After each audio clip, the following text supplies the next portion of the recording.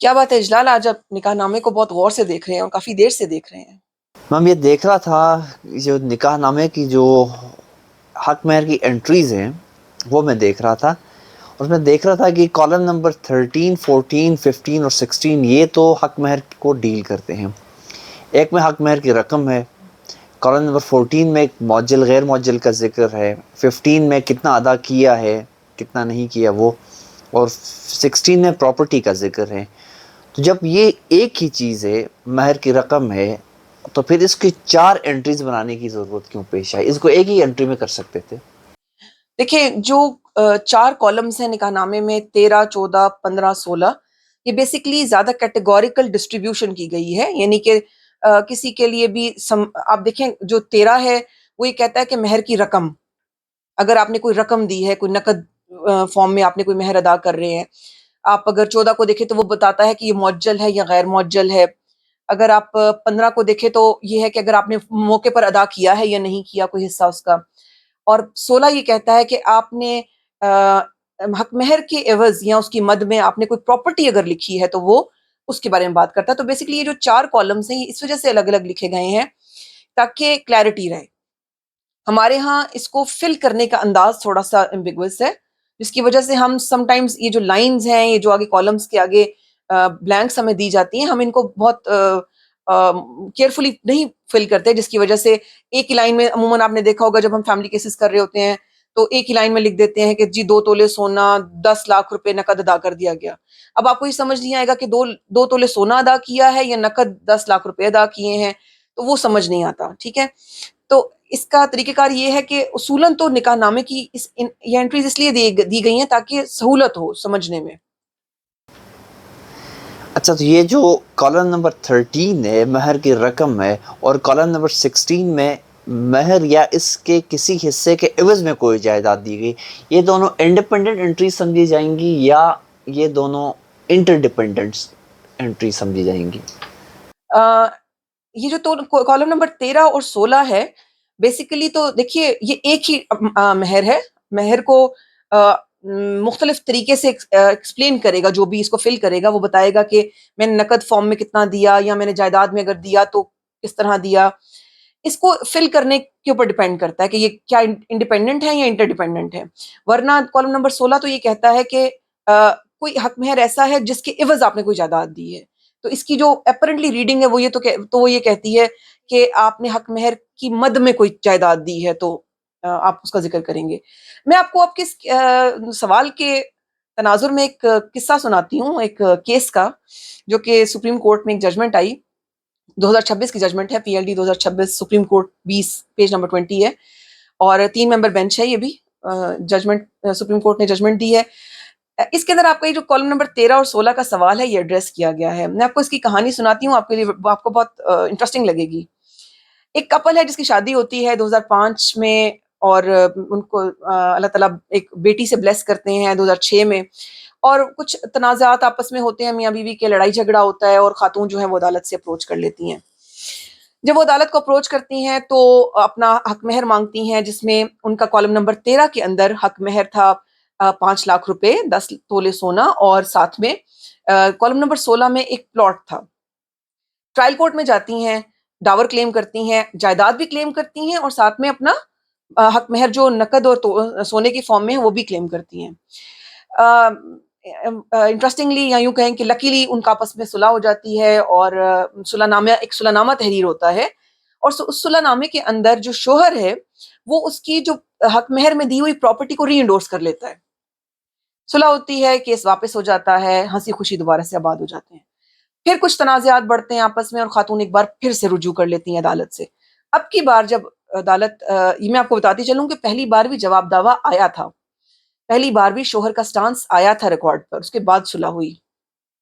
دوسری بار جب دعویٰ دائر کرتی ہیں خاتون، ایک بار پھر اپنا حق مہر ڈیمانڈ کرتی ہیں، تو جو شوہر ہیں وہ جواب دعویٰ دینے کے بعد اپنے جواب دعوے کے ساتھ ایک ڈاکیومنٹ لگاتے ہیں نکاح نامے کے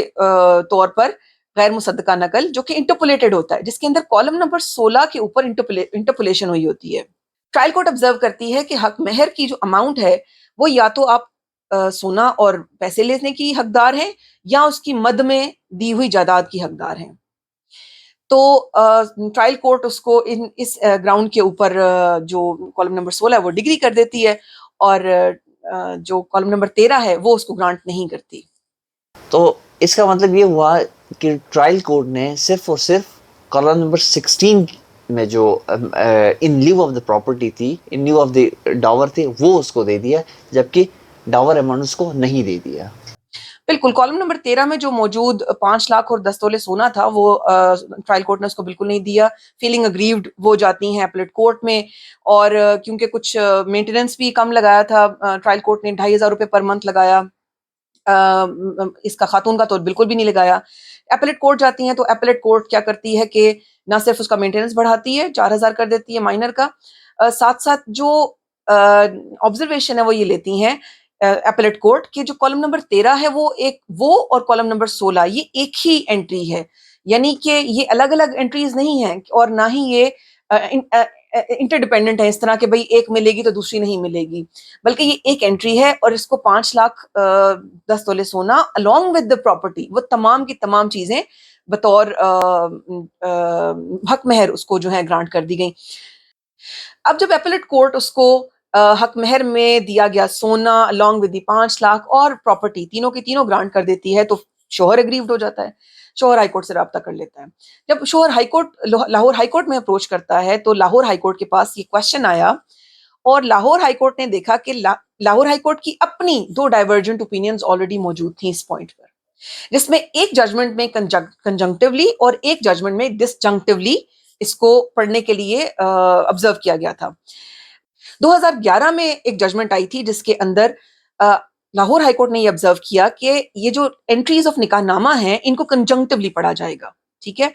اور 2019 میں ایک ججمنٹ آتی ہے جو کہ یہ بتاتی ہے کہ اس کو ڈسجنکٹیولی پڑھا جائے گا، یعنی کہ یہ الگ الگ، یہ انڈیپینڈنٹ انٹریز ہیں، ٹھیک ہے. جب لاہور ہائی کورٹ نے اس سوال کا جواب اس کیس میں دینا تھا تو اپنی اس ڈائیورجنٹ اوپینینز کو ایڈریس کرنے کے لیے ایک لارجر بینچ تشکیل دیا. اس لارجر بینچ کے اندر obviously that was to seek more wisdom، ایک لیگل وزڈم لینے کے لیے، کیونکہ لاہور ہائی کورٹ کے 2 بینچز نے ایک ڈفرنٹ اوپینینز دے رکھی تھی. لاہور ہائی کورٹ نے جب اس کیس کے اندر اس کوشچن کو جب ایڈریس کرنا تھا تو لاہور ہائی کورٹ نے یہ آبزرو کیا کہ جو کالم نمبر 13 اور کالم نمبر 16 نکاح نامہ کی جو انٹریز ہیں یہ سیپریٹ انٹریز ہیں، یہ ایک انٹری نہیں ہے، یعنی کہ یہ انٹر ڈیپینڈنٹ ہے. اگر کالم نمبر 13 میں موجود جو حق مہر ہے اگر وہ ملے گا تو کالم نمبر 16 والا نہیں ملے گا. اور اس میں جو بیسک وجہ تھی وہ یہ تھی کہ کالم نمبر 16 کی اگر آپ لینگویج پڑھیں، آپ کے سامنے نکاح نامہ ہے، کائنڈلی آپ اس کو پڑھیے گا کیا لکھی ہوئی ہے لینگویج. آیا پورے مہر یا اس کے کسی حصے کے عوض میں کوئی جائیداد دی گئی ہے تو اس جائیداد کی صراحت اور اس کی قیمت جو فریقین کے مابین طے پائی ہے. بالکل. اب ذرا لائن جو پہلی لائن ہے اس کو ایک دفعہ پھر پڑھیے. آیا پورے مہر یا اس کے کسی حصے کے عوض. اب یہ جو کسی حصے کے عوض والا جو اس کے اندر لینگویج ہے وہ بیسکلی اسی کو ریپرزینٹ کر رہی ہے کہ حق مہر تو وہ تھا جو پہلے لکھ دیا گیا 13 میں، اس کی ٹائپ لکھ دی گئی 14 میں، کتنا ادا ہوا وہ 15 میں، اور 16 میں کہ اگر کوئی جائیداد اموویبل پراپرٹی آپ نے لکھی ہے. اس کو جب انٹرپریٹ کیا ہائی کورٹ نے تو ہائی کورٹ نے کہا کہ اگر آپ کالم نمبر 13 والا دے دیتے ہیں تو پھر 16 دینے کے لیے آپ پابند نہیں ہیں. اور ہائی کورٹ نے یہ آبزرو کر کے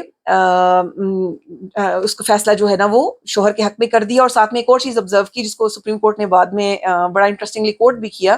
ہائی کورٹ نے کہا کہ چونکہ شوہر کے اوپر برڈن ہے ادائیگی کا تو ہمیں شوہر کے اوپر زیادہ تھوڑا سا ہمیں ذرا